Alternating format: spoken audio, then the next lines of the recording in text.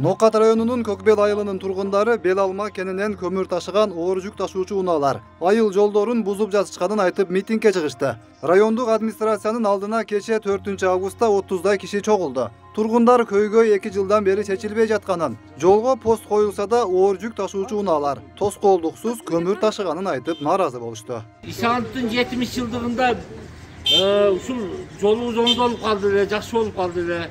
Мына 2 жылдан бери Кичалайдан чыккан көмүрдө ушу каттап атып жолубузду жок кылды. Баса албай калдык. Жөө бассаң ham чалышып өлөсүң. Кызым. Ал кимге таандык экен? Кимге таандык? Ол кимге таандык экен? Чоңдордуку да эми кимге? Айтсаңар кимге? Жол куруучулар бар. Ошондой эле Хова унаалар үчүн айылдын четинен жол бөлүнгөнүнө карабай, алар түн ичинде өтүп жатканы кошумчаланат. Дагы бир тургун жергиликтүү бийлик көңүл кош мамиле кылып жатканына нааразычылыгын билдирди. Булар адамды тоготпай калды. Gelip buna menin gelişim buna şu 3. joldu gelip atışım hazırçı şehirge. Boptur deyip biz katta atalım jolunlar taza deyip barıp görsün bolsa hazır dele barıp.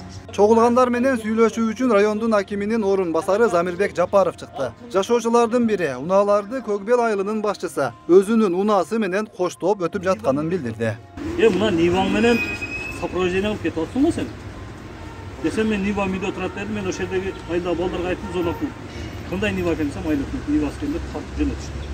Ал эми акимдин орун басары Замирбек Жапаров маалымат каражаттарына айыл башчынын көмүр ташыган транспорттун өтүшүн камсыздап жатканы боюнча азырынча факт жок экенин айтканы маалымдалды. Ошондой эле ал оор жүк ташыган унаалар жолду бузуп жатат деген маалыматты төгүндөгөн.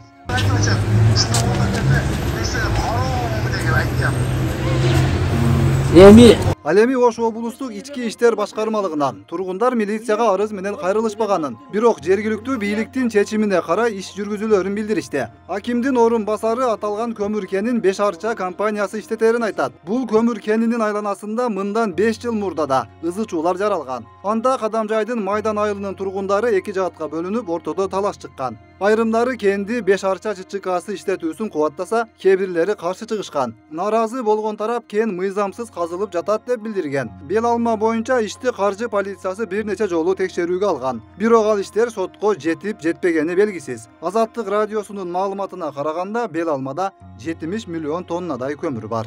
Өткүрбек Рахманов, регион.